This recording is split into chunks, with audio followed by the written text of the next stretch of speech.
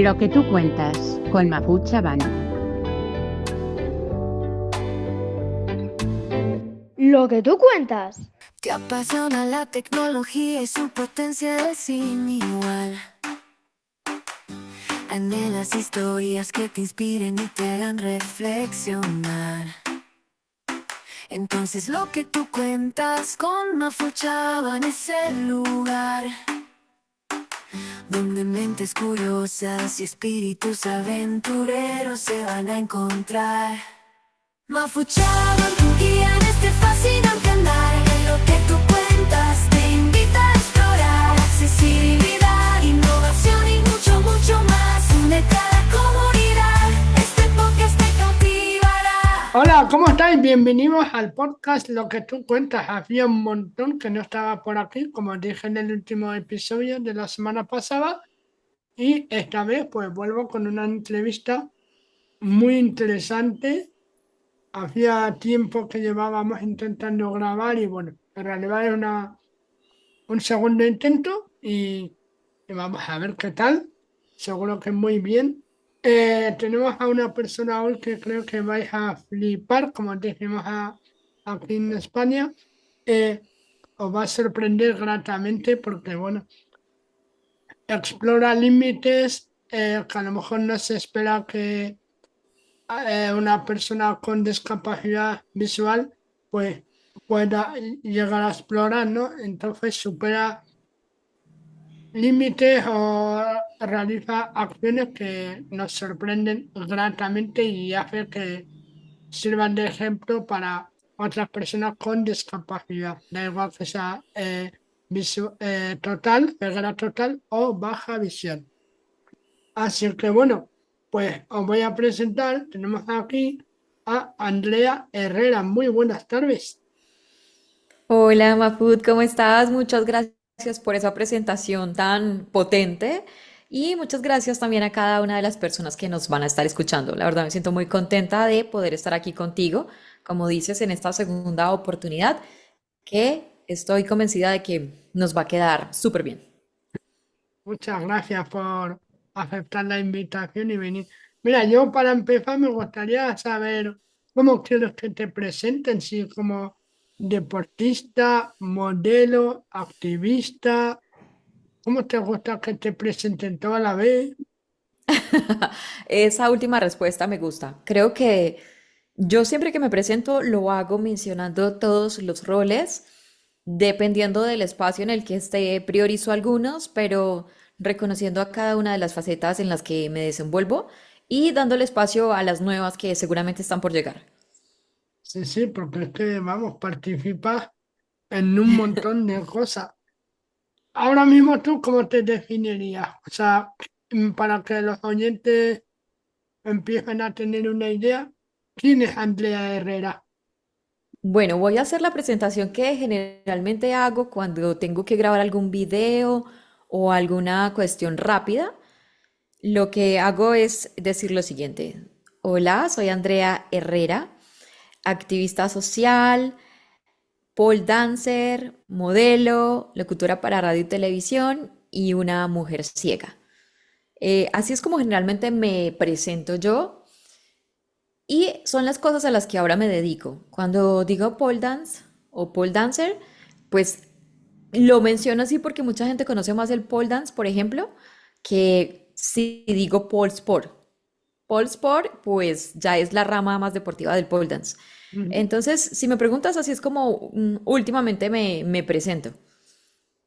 Bueno, yo creo que con lo que has mencionado ya, creo que los oyentes ya tienen una idea bastante buena de todo lo que haces y seguramente ya se habrán empezado a sorprender porque claro, una persona ciega modelo, una persona ciega que hace pole dance, eh, actriz, no sé qué, bueno, pues o sea, tenéis ya una idea de todas las facetas que va explorando Andrea y creo que, bueno, está muy bien. Claro, una cosa, tú antes no tenías discapacidad visual, tú fuiste ciega, tú más tarde, no sé si tienes discapacidad visual total o baja visión, pero ¿Te ha cambiado mucho lo que habías antes de perder la vista a ahora que la has perdido?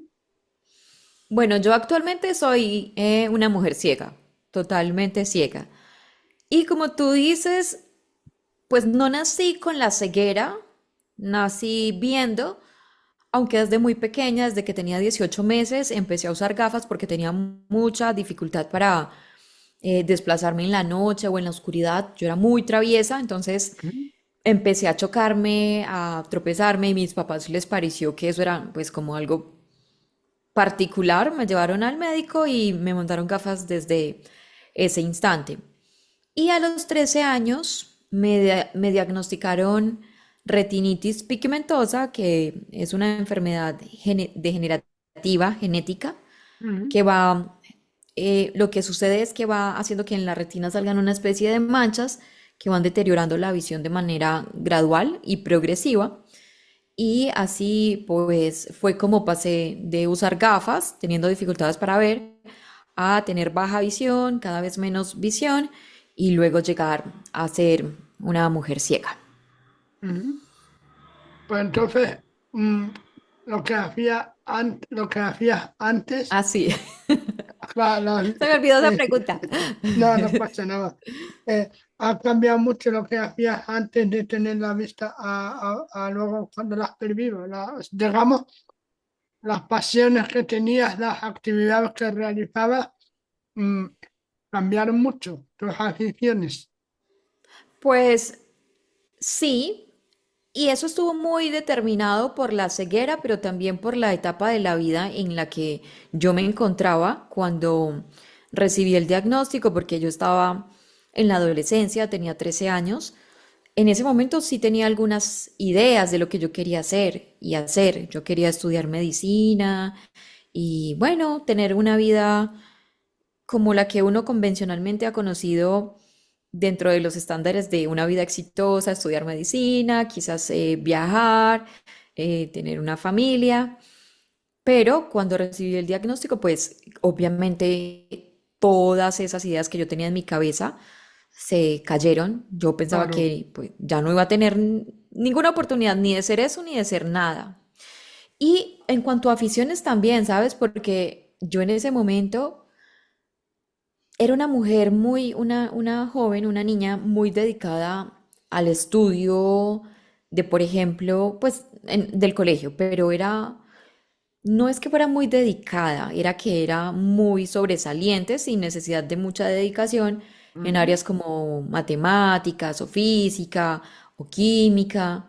Y no tanto, no me gustaba ni las artes, ni educación física, ni nada de esa parte que paradójicamente, como tú lo dices, se transformó. Ya cuando ya claro. me quedé ciega, y cuando empecé a reconocerme en ese en esa nueva etapa de mi vida y desde esa nueva condición, entonces empecé a experimentarme dentro de otras actividades que yo nunca habría imaginado, justo porque cuando tenía baja visión pensaba que era difícil, era muy difícil, por ejemplo, para mí correr, por ejemplo. Claro. Porque quizás me tropezaba o bueno, todas esas cosas, o la danza también, porque todo era muy visual.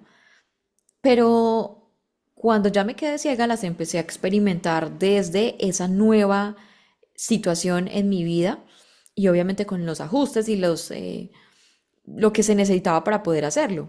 Sucede que Y no era porque yo tuviera baja visión que no podía hacerlo antes, sino porque en ese momento yo vivía en un pueblo muy pequeño, donde casi no se sabía nada de la discapacidad, menos de la visual y menos de la baja visión.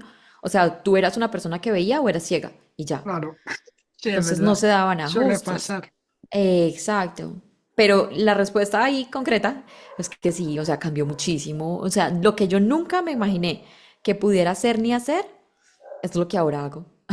Claro. Pero entonces, o sea, a ti cuando te pilló en ese momento, estabas estudiando, claro. Sí, ¿Cómo yo estaba. cambias la manera de estudiar o de, de poder continuar estudiando o tuviste que hacer un parón y cambiar totalmente de actividad?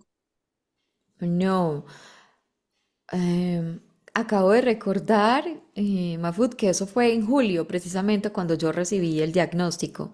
Y este año Ujú. no me acordé en la fecha del aniversario. Es el 10 de julio, lo recibí el 10 de julio del 2000. Y yo estaba en octavo. Aquí en Colombia, octavo es como yo no sé cómo será ya, el tercer grado de la secundaria.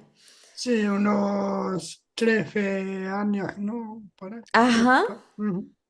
Y recibí el diagnóstico, me tuve que alejar del colegio un mes más o menos, porque tenía que estar en Medellín, en la capital del lugar donde yo vivía, el departamento Mm. donde yo vivía.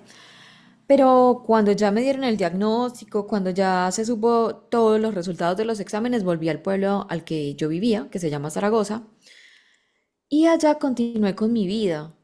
Continué porque a mí me dieron el diagnóstico, pero lo que yo veía, que pues era bastante eh, deficiente, digamos, la visión que tenía en ese momento incluso, pero era la que ya yo tenía, con la que ya yo venía acostumbrada a vivir.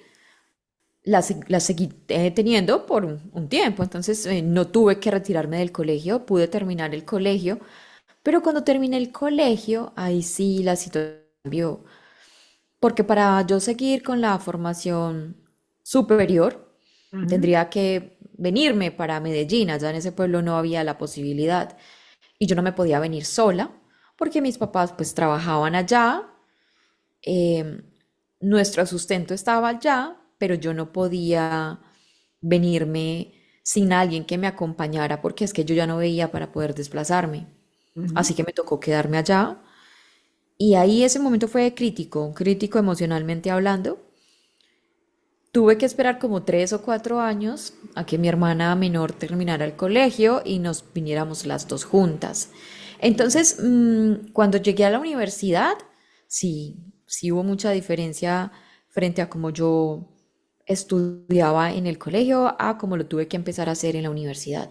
En el colegio yo, como te dije, veía bastante mal, pero me sentaba en la primera fila, desde ahí alcanzaba a ver, o si no alcanzaba a ver, le pedía prestado cuadernos a los compañeros para desatrasarme, pero normal. Ya en la universidad, ya mi visión sí era bastante deficiente o pobre o poca. Ujú. Entonces, en ese momento, no solamente para estudiar, sino para muchas cosas, tuve que ir transformándolo todo y a la berraca, digámoslo, o sea, sin, ¿Qué sin mucha... estudiaste? Perdóname. Yo estudié traducción de idiomas en la Ah, universidad, qué bueno. pero esos primeros años de la universidad yo todavía no me había rehabilitado, no tenía conocimientos ni de braille, ni de lector de pantalla, ni de uso del bastón.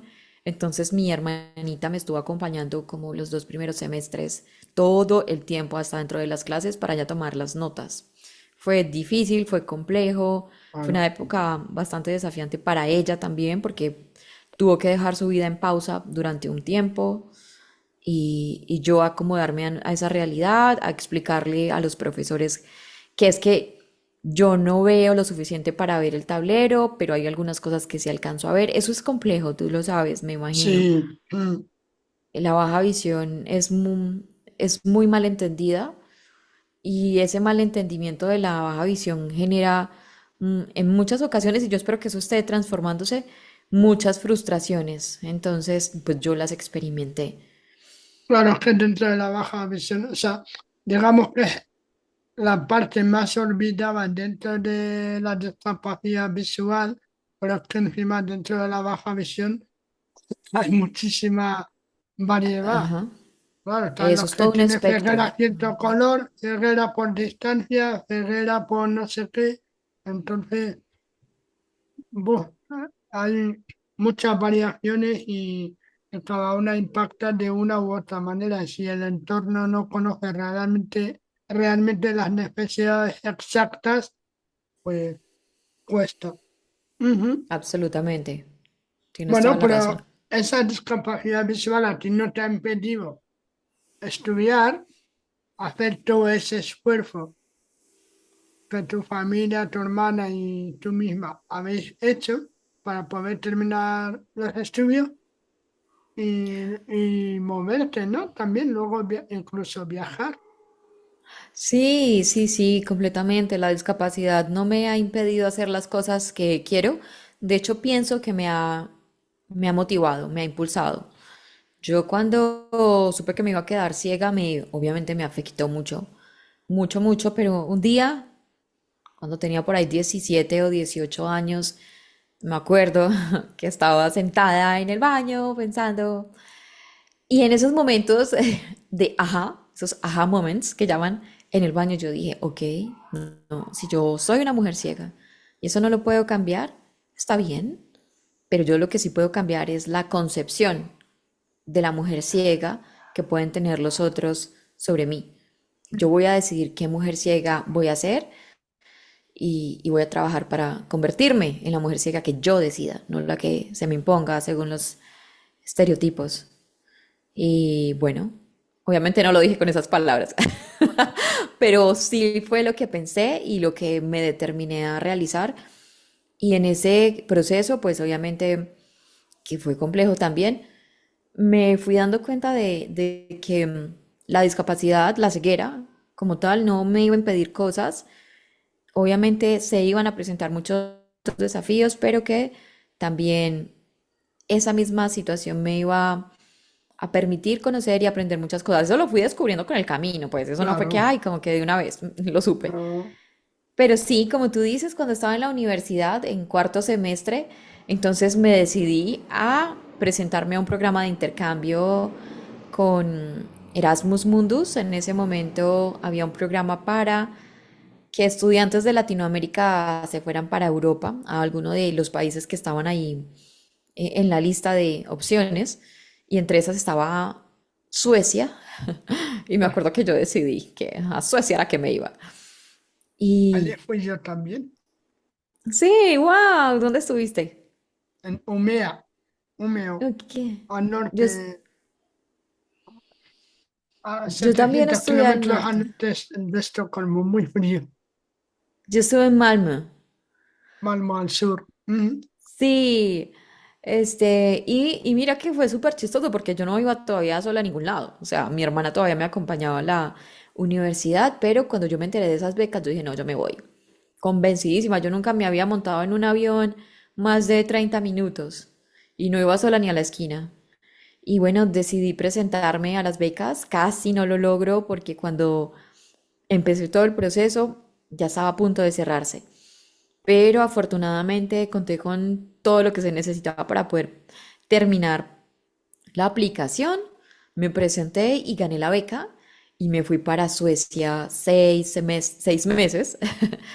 Y fue un momento que uf, me transformó mucho incluso en la manera en que me veía a mí misma. Y después, ya cuando estaba a punto de finalizar la carrera, volví a presentarme a un programa de intercambio, esta vez para Canadá. Ya me había presentado 2 veces antes y no me habían elegido. Y yo, pucha, no, no me voy a dejar. Y me presenté el último semestre, ya esa era mi última oportunidad. Y me eligieron y con una beca del gobierno de Canadá me fui para allá los últimos 4 meses de la carrera a estudiar francés. Y bueno, terminé la universidad, me gradué en traducción, decidí no trabajar en traducción, yo no trabajo en traducción, eh, y empecé pues a explorar otras cosas. Entre esas, aquí voy a entrar ya al tema del activismo. Tú me dices si continúo o si No, antes bueno, de llegar allá. a mí te quería haber preguntado por cómo has saltado lo de Canadá en Suecia. Claro, te fuiste por primera vez tú sola, sin tu hermana, sin tu familia, y los miedos que tuviste que afrontar allí, o cómo superaste mm, las posibles barreras. O sea, ¿cómo fue la experiencia conforme a tus expectativas y miedos? Es, a ver, fue fuerte porque como te dije, yo no iba sola a ningún lado y me fui para el otro lado del mundo. Y allá pude reconocer muchos miedos, algunos, digamos, como tramitarlos, gestionarlos, también me di cuenta de otros, pero fue una experiencia que me transformó. Cuando llegué yo allá, pues yo no usaba bastón, pero un compañero que también es ciego y que estudiaba en la universidad, él es muy alto. Entonces, cuando supo que yo me iba a ir para Suecia, o antes, creo que incluso antes, me regaló su bastón de cuando él era niño, porque él Qué es tan bueno, alto que me quedaba casi perfecto.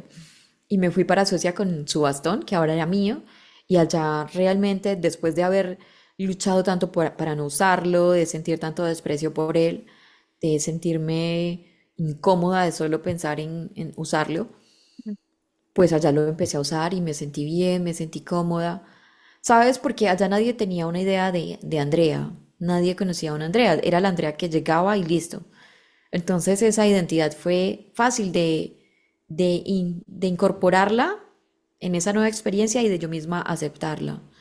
Entonces ese fue un miedo que superé, pero por ejemplo, uno de los retos grandes fue el inglés, porque yo estudiaba traducción, pero estaba apenas en la carrera en el cuarto semestre y yo llegué a la universidad sabiendo muy poco de inglés, porque yo venía de un pueblito pues donde el inglés que le enseñaban a uno era como conjugar el verbo to be y el presente, el pasado y el futuro, simple, ya. Entonces, cuando me fui para Suecia, uy, yo llegué allá, yo me acuerdo que llegué, me acosté, llegué en la noche, en la madrugada y al otro día me desperté, abrí pues los ojos y escuché por fuera de la ventana ese montón de voces hablando en inglés y yo, Dios mío, ¿yo dónde estoy? ¿Qué claro, hago aquí? Eso fue un reto que me costó mucho poder dejar la vergüenza, equivocarme y sabes, eso es súper fuerte, eso limita mucho. Esas muchísimo. barreras que uno tiene dentro, como de tener que hacerlo todo bien desde el comienzo. Entonces uno se frena y eso le impide progresar tanto como podría hacerlo si no se metiera esas ideas en la cabeza. Claro. Y allá fue muy fácil, ¿sabes? Porque conté con todos los apoyos, todos los ajustes por parte de la universidad en lo que se refiere a la vida académica, pero también fuera de ella. Eh, Desde la universidad se encargaron de que el lugar donde yo me estaba quedando tuviera todo lo que requería. Por ejemplo, a las máquinas de lavar la ropa, Ujú. del microondas, todo eso le pusieron ajustes pequeños, cosas mínimas, ¿sabes? Un pequeño botón que fuera como de gomita, que yo pudiera tocar, porque todo era como Táctil. digital, Ah, exacto, ¿en qué táctil, año fuiste? en el 2010. Ah, vale. Ujú. Ya estaban bien avanzados para allá. Sí, sí, porque yo fui en el 2007, 2008 y no, no Ah, recuerdo bueno. eso. Pero sí, sí, vale. Y eso fue muy, o sea, un crecimiento súper grande, ¿sabes? Y fue Claro, como, también hubo un momento muy importante allá, Mafud. Yo antes de irme, yo quería irme porque yo sentía que es que no, aquí era, el problema era estar acá, el problema era cualquier cosa que tuviera que ver donde yo estaba. Y llegué un día allá, ya estaba muy cerca de volverme para Colombia. Y yo me sentía súper triste, y me acuerdo. Me acuerdo que estaba ahí en mi habitación sola, así toda trágica, la drama queen, acostada en el piso junto a la puerta y empecé a llorar. Y en ese claro, momento fue otro momento, aha moment, donde me di cuenta de que no era el lugar, no era el lugar ni el problema ni tampoco la solución. El asunto estaba dentro de mí. Si yo eso no lo sabía gestionar dentro de mí, si yo no me daba un lugar a mí misma, a la que yo era, no importaba dónde fuera. Esa sensación de insuficiencia iba a ir conmigo. Y entonces, como te digo, las cosas uno las descubre en un momento y no es que a partir de ese momento todo se transforma. Pero sí me ayudó mucho y regresé a Colombia otra, te lo juro. claro. Empezando porque regresé como con 5 o 6 kilos encima. Ahora tengo toda la libertad, nadie me dice nada, hago las cosas yo sola y luego volver a casa a decir, ahora me van a controlar o no tengo la accesibilidad que tengo en las calles, supongo, ¿no? No sé por qué ese miedo de volver a Colombia. No, mira, eso es súper importante lo que me preguntas. Yo jamás he tenido control por parte de mi familia. Lo único que he tenido por parte de mi familia es apoyo. Sí, Entonces, y sí, aquí hay muchos desafíos en Colombia en temas de accesibilidad, que si uno lo compara con Suecia, Ave María, apague y vámonos de este mundo.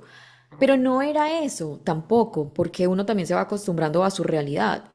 mm, Era algo más interno, era como que yo me quería ir para otra parte, a ver si allá yo sí me sentía suficiente, si yo me sentía valiosa, si yo sí era mirada como una mujer y no como una persona ciega. Y ahí fue cuando yo me di cuenta, esas cosas las tenía que tramitar dentro de mí, porque yo era la primera que no me daba un lugar como una mujer ciega, no le daba un valor a la que yo era. Y, ah, y eso sí, sí se mejoró mucho estando allá. Yo me acuerdo que regresé acá y como te dije, regresé con unos kilos de más, pero empoderadísima, o sea, eso se notaba, todo el mundo ah, me notaba diferente. Yo empecé a usar el bastón con todo el estilo, empecé la rehabilitación y me transformó en muchos aspectos. es bueno. Obviamente uno Sí, va caminando y va avanzando en ese camino, pero claro. lo sigue transitando. Bueno, pues en ese camino que vas avanzando, vamos a avanzar nosotros un poco más y vamos a llegar hacia, gracias a, bueno, no gracias, sino por la discapacidad visual y tal, has tenido que explorar otras actividades, a lo mejor otras vías, tal, hasta incorporarte al mundo del pole dance. ¿Qué es eso, el pole dance? Sí, es verdad.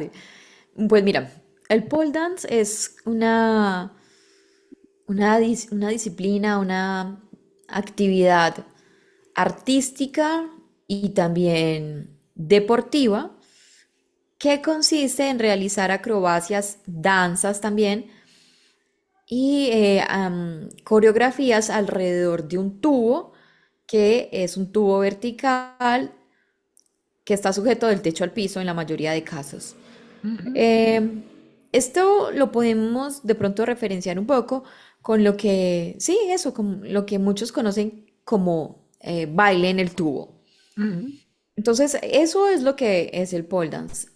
Como llegué yo ahí, lo que te decía, cuando yo empecé a quedarme ciega, a mí me costó mucho, mucho entenderme como una mujer ciega, sobre todo por la idea de que ya yo no iba a ser vista como una mujer como el resto, que a mí ya no me iban a considerar una mujer femenina, no tanto femenina, ¿sabes? Como una mujer que generara em, atracción y que fuera concebida como el resto de cualquiera de las otras mujeres. Yo sentía que a mí solo me iban a ver como una persona ciega, ni siquiera como una mujer ciega, sino como una persona ciega. Y empecé a buscar como la manera de recuperar eso que yo pensaba que ya no tenía, esa feminidad, esa sensualidad. Y en ese proceso, en un comienzo de ese camino, consideré el pole dance como una herramienta. Ahí no pude empezar porque estaba muy ocupada mirando cómo era que me iba a acomodar a este mundo como mujer ciega. Pero ya cuando cumplí 30 años, ahí sí, decidí que lo iba a experimentar y que ya no me iba a poner a detenerme por temores, que todavía los tenía, pero que no me iba a detener y así fue. Busqué una academia, empecé a practicarlo y me empezó a ir muy bien. Eso fue un momento determinante, ¿sabes? Porque fue el pole dance, la locución y el activismo que se juntaron en ese mismo año, que fue en el 2018. Entonces, 2017, 2018. Pero el pole dance se convirtió en algo que no sé, no sé ni cómo definirlo, ¿sabes? Algo que se ha convertido como en un símbolo mío, en algo que me ha permitido conocerme y darme a conocer y también darlo a conocer. Entonces, es algo a lo que tengo mucho que agradecerle. Entonces, hacéis, o sea, las mismas actividades independientemente del tipo de discapacidad dentro del pole dance. Esa es una muy buena pregunta, ¿sabes? Y creo que aún no ha cambiado esa situación. Dentro del campeonato, es un campeonato para todos los atletas en general, con y sin discapacidad. Y dentro de ese campeonato hay una categoría que es la categoría para all, para todos los atletas que tienen discapacidad. Ujú. Los reglamentos para esa categoría son, digamos, en términos generales, el mismo. Hay unos pequeños cambios, pero sí es importante mencionar que, por ejemplo, atletas con discapacidad visual compiten con atletas o digamos que, entre comillas, contra atletas con discapacidad visual y los físicos con otros atletas con discapacidad física. Y hay algunos ajustes que sí cambian, por ejemplo, cuando una persona está en la categoría para pole y tiene baja visión, esa persona debe ponerse una venda para quedar todos en igualdad de condiciones, por lo que hablábamos antes. Hay personas que tienen baja visión y alcanzan a ver más cosas que otros y pues obviamente van a alcanzar a ver más que una persona que es totalmente ciega. Entonces, esa es una diferencia. Pero, por ejemplo, el tipo de elementos permitidos hasta la fecha en la que yo me presenté y creo que no ha cambiado es la misma en los mismos tipos de ajustes, o más bien en los mismos tipos de elementos. Entonces, esos elementos varían es con relación a los otros atletas, pero en su mayoría sí son los mismos entre los atletas que no tienen discapacidad. Y aunque son exigentes, obviamente tienen un nivel de exigencia ajustada. Eso no importa si tú como atleta, Mahfoud, por ejemplo, puedes hacer un elemento súper de alto nivel, tú lo puedes hacer en tu coreografía, solamente que ese no te lo valen, no te lo califican. Los elementos obligatorios deben estar dentro del rango permitido por el código y esos son los que te van a calificar. Mi enhorabuena porque Sí. sé que has quedado como subcampeona del mundo representando a Colombia, ¿no? Sí, sí, sí, en el 2019 tuve la oportunidad de ir a Canadá en representación de mi país, siendo la primera atleta ciega en realidad en ir al campeonato mundial, porque sí había otra chica y ella ya había ido varias veces, es de España justamente, pero ella tiene baja visión. Entonces fue una experiencia muy potente y que transformó mucho mi camino también. Muy bien, Andrea. Pues, claro, todo esto que has ido haciendo te ha llevado a un proyecto personal que es Pols a Ciegas. ¿Nos cuentas un poco en qué consiste y qué es lo que persigue? Claro que sí, pues mira, Polas Ciegas fue un proyecto que nació con un propósito claro y era tomar el pole dance como un camino, una herramienta, un medio o una excusa, si se quiere, para trabajar en el proceso de empoderamiento personal, de autorreconocimiento, fortalecimiento de la autopercepción de mujeres con discapacidad, pero también mujeres que sin discapacidad también necesitaran reafirmar esos aspectos de su vida, que yo creo que en realidad somos todas las personas, pero en este caso yo me quise enfocar en mujeres, por ejemplo, que estaban en situación de cárcel o mujeres, madres cabeza de familia o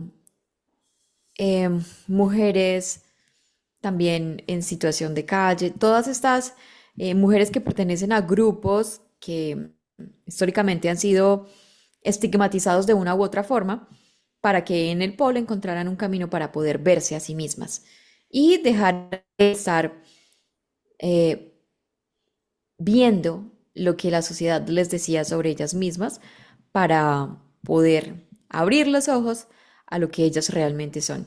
Eso es el propósito del proyecto Por las Ciegas y bueno, pues a mí me sirvió en ese sentido, entonces quería poder compartir mi experiencia con otras personas, con otras mujeres. Ujú.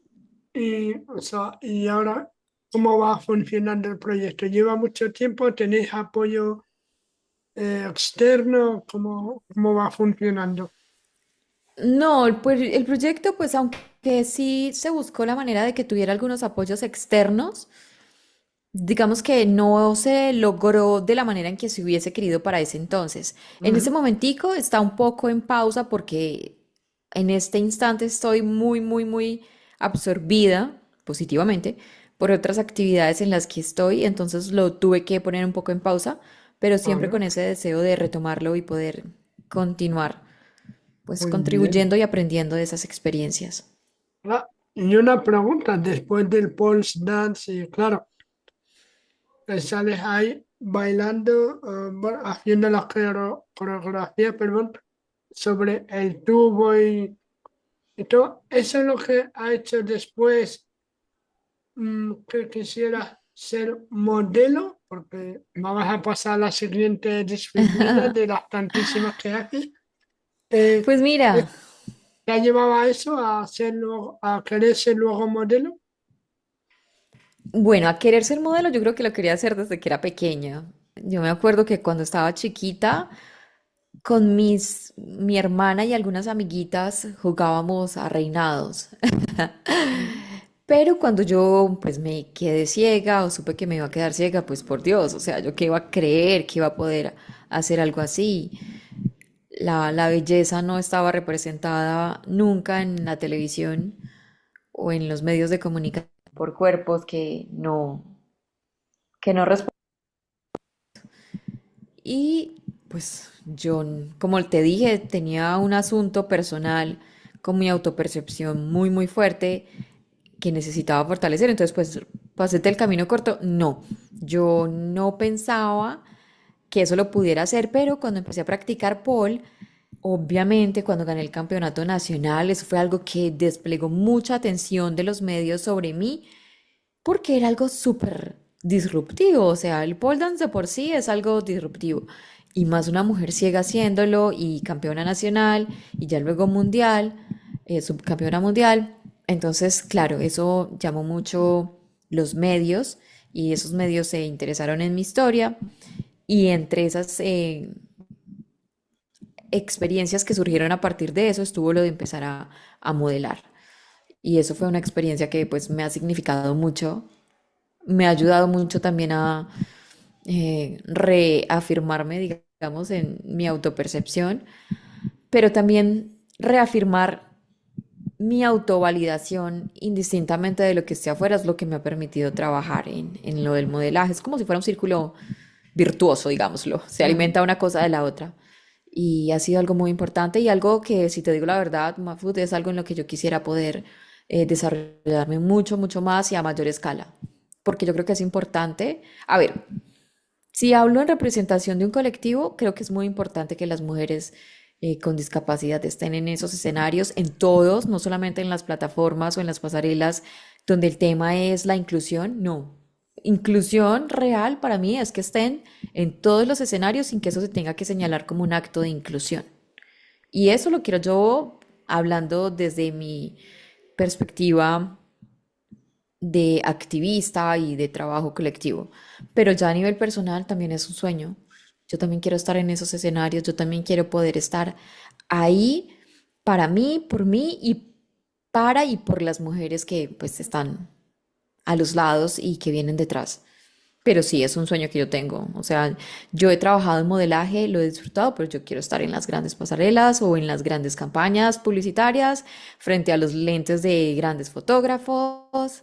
Eso es lo que yo quiero y que sea en escenarios donde pueda estar una mujer con discapacidad, modelo o cualquier otra, sin que sea simplemente y de manera exclusiva para mujeres con discapacidad, sin quitarle o restarle valor a esos espacios que son muy, muy importantes, pero creo que el camino al que nos dirigimos es a que podamos estar en todos los escenarios. ¿No? Entonces, una preguntilla respecto a eso. ¿Tú ahora en las pasarelas que has participado han sido pasarelas solo de personas con discapacidad o también había, eran pasarelas inclusivas que había personas, en este caso mujeres sin discapacidad también? Mira que yo nunca he estado en una que sea solamente para mujeres con discapacidad. En las que Ah, yo he vale. estado, la única que tiene discapacidad soy yo. Ah, vale, vale, no. Es que Sí. escuchándote lo que ibas contando, que quería estar en las grandes pasarelas y eso entendía, te estaba entendiendo que solo había algunas que solo para personas con discapacidad. Ha sido una deducción mía. erróneas. No, y Vale. es comprensible. Lo que pasa es que yo quise aprovechar más fútbol porque uno nunca sabe quién escucha el podcast, entonces, porque sí, me pueden decir, ay, sí, venga, venga para esta pasarela que está diseñada solo para mujeres con discapacidad en un día específico donde queremos honrar a las mujeres con discapacidad. Perfecto, yo con mucho orgullo estaría ahí. Pero también yo quiero estar en las otras pasarelas en cualquier momento, en cualquier lugar y modelando para cualquier marca como cualquier otra modelo. Y una curiosidad que se me ocurre a mí, ¿cómo te orientas en una pasarela cuando vas modelando? ¿Cómo te aseguras de que, yo qué sé, no te tuerces, no vas en otra dirección? ¿Cómo te orientas? Uy, sí, eso es desafiante, Mahfoud, y depende de cada caso. En algunos casos, poner algo sobre el piso que sirva de guía funciona, pero también hay que tener mucho cuidado frente a qué tipo de material es, porque hay unas que son como una especie de ranuritas o cositas, las que uno ve en la calle, Ujú. no son tan favorables porque generalmente uno modela con tacones y eso puede hacer que los tacones se, se tuerzan, ¿no? Porque hay Mm. inestabilidad debido a las ranuras que hay. Hay unas que no tienen ranuras, esas pueden funcionar. También en ocasiones, cuando hay pasarelas, hay varios modelos que salen a la pasarela a la vez y así también lo hemos hecho. Entonces he salido con varias compañeras y nos orientamos, digamos, a través de algún elemento que se incorpora a la pasarela, pero que me sirve a mí también para orientarme. Es como si fuera una especie de cuerda, pero no es cuerda en sí, sino un elemento que se incorporó y que hace como juego con todo lo demás, pero me sirve a mí un poquito para orientar. Eso depende de cada espacio en el que esté. Y pues generalmente a mí me gusta salir con el bastón, más que porque me sirva para orientarme, que sí me sirve, es porque, no sé, siento que me costó tanto darle un lugar y darme un lugar con él, que está bien que yo salga ahí con mi bastón. Claro. Sí, porque es una parte de ti, ¿no? O sea, que es un Sí. elemento más que utilizas normalmente. Vale. Y como la entrevista tienes tantas facetas y no hay tantísimo tiempo para la entrevista, vamos a ir saltando por bloques a otro bloque, que es el tema del activismo. Eh, yo soy que eres vicepresidenta, si no recuerdo mal, de Conalibi o... ¿Qué en tu parte activista, qué es lo que haces? Sí, pues sí. Ese es otro bloque importante de mi camino y en el que ahora estoy como muy presente y muy activa. Actualmente soy la vicepresidenta de CONALIVI, que es la organización nacional que representa a las personas ciegas y con baja visión ante el Estado colombiano y los organismos internacionales.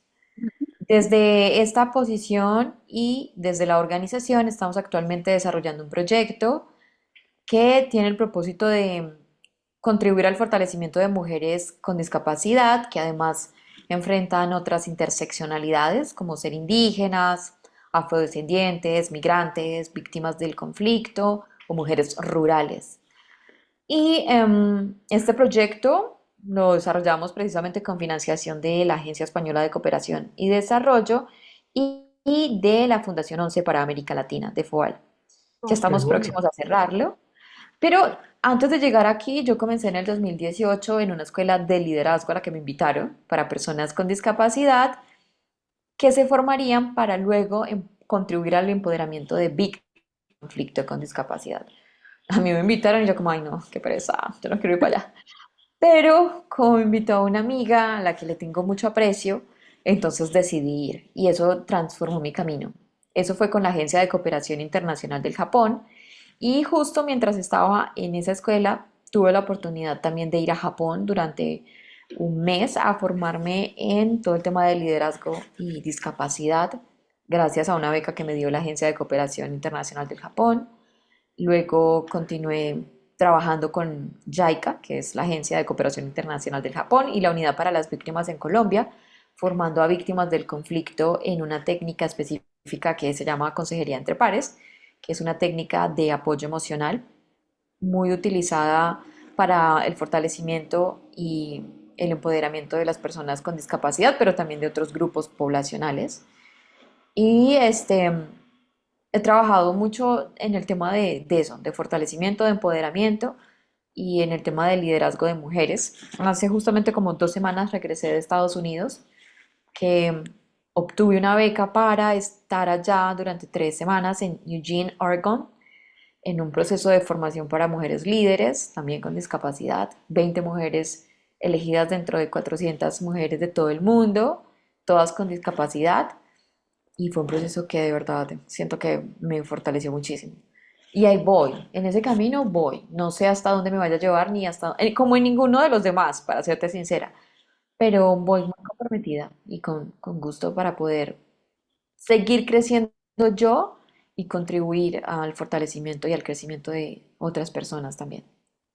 que representa a muchísima gente y viendo todo lo que hace, pues que una activista la vean como activista, pero también que muestra todo lo que hace para superarse, eh, modelo, pole dance, no sé qué, actriz, que ahora hablaremos de ello y esas cosas, pues creo que estás haciendo, seguramente aportando muchísimo más de lo que tú puedas pensar y seguro que a muchas mujeres te lo habrán agradecido, te lo habrán dicho, que tú habrás sido un modelo para ellas o un ejemplo a, a seguir, ¿no? O sea, que qué bien que haya ese retorno luego hacia la sociedad, ¿no? Gracias, Mafut, sí, completamente. Es un gusto poder contribuir de nuevo a una sociedad que me ha retado y que gracias a esos retos he crecido, pero que también me ha contribuido. Y sí, es real, o sea, es muy, muy satisfactorio, muy enriquecedor, o sea, alegra el corazón escuchar a muchas mujeres que te dicen, ay, sí, lo que haces me motiva, me inspira. Mujeres con discapacidad y también mujeres sin discapacidad. Y tienes razón, o sea, uno nunca se imagina todo el impacto que puede estar haciendo. De hecho, uno lo duda, porque tengo que decirlo, uno a veces duda de si lo que está haciendo en realidad tiene como alguna relevancia, pero darse cuenta de que sí, uff, es algo muy potente, muy bonito. Mm. Bueno, pues saltando a otro bloque, eh, que tu faceta de locutora y de actriz, no sé qué fue primero. Bueno, es que yo te comentaba en un principio del podcast que en el 2018 muchas cosas, 2017 muchas cosas se transformaron. Empecé a practicar pole dance, decidí estudiar locución para radio y televisión y entré a esta escuela de liderazgo que les comentaba. Entonces ahí, preciso, empecé a estudiar locución para radio y televisión y posterior a eso estudié doblaje, que es actuación de voz. Y Mm. en ese proceso también he crecido mucho, también he podido aprender muchas cosas. Y pues ahora lo que más recientemente hago desde la locución es la narración de audiodescripciones. He hecho narraciones para audiodescripciones aquí en mi país, para canales de mi país y también para contenidos audiovisuales de Netflix. Entonces, son cosas que me llenan mucho, que me satisfacen muchísimo. Bueno, para quien nos escuche y no sepa lo que es la audiodescripción, es una voz en O que lo que hace es aprovechar el silencio de los actores y actrices eh, para describir lo que se va viendo en pantalla, ¿ok? Y bueno, entonces ahí está Andrea audio describiendo para las personas ciegas lo que, lo que se ve. Ujú. Pero Sí, también exacto. hace doblaje, pero también eres actriz, ¿o me equivoco? Sí, sí, también. He tenido la oportunidad de trabajar en distintos cortometrajes como con rol protagónico y también como directora. Y esos cortometrajes los hemos puesto en competencia en algunos festivales a nivel nacional e internacional y han sido premiados. Entonces sí, es también otra de las facetas que me gusta mucho y que también quiero fortalecer aún más. Sí, bueno, yo os invito a que vayáis a su canal de YouTube, que os dejaré la descripción para que veáis todo lo que hace. Eh, Andrea Herrera Oficial se llama. Sí, exacto. Sí, Asimismo también me mm, encuentran iba a decir en sí, Netflix, en Instagram en y Instagram, en en YouTube y Facebook. en todos lados. Todo así. Bueno, pero y Ujú. de ahí hasta también te has atrevido hasta con el proyecto de porno para ciegos o porno a ciegas. ¿Cómo es eso? Me Uno de los deja, vamos. cortometrajes Sí. que realizamos y que fue premiado se llama Porno Sonora. Y es un cortometraje que realizamos con un propósito claro y era como hacer una especie de mofa o de burla a lo que creemos ver, pero que realmente no es. Entonces este proyecto, se llama así Porno Sonora, consiste en la historia de una mujer que es como una gran personalidad en la industria del porno sonoro. Mm. Ella es como, sí, ella tiene productoras de este contenido y ella ahí empieza a contar cómo es que realmente se realiza el porno sonoro y muestra los elementos que se utilizan para esto, que en realidad no tienen nada que ver con lo que se escucha. Y también se deja sobre la mesa que lo que vemos no es realmente lo que es, no solamente en este sentido, sino en otros. No les voy a contar toda la historia, porque Regina, se llama ella, Sí, descubre otras cosas que ella pensaba que eran de distinta manera, pero que al final se da cuenta de que nada es lo que parece. claro. Bien. Bueno, lo ponemos ahí para que vayan a tu canal también el enlace a ese corto. Bueno, pues para ir terminando, porque el tiempo se nos va agotando, Andrea, contigo estaría horas. Me gustaría, pues, tú como conclusión, mm, yo es que, claro, te definiría, la definición que haría de Andrea es eh, una persona que supera muchas barreras que se esperan solo para personas sin discapacidad, que participa en algo que realiza todo el mundo, que es muy visual, porque bueno, el pole dance es algo visual, ¿no? El modelaje, salir como modelo también, ¿no?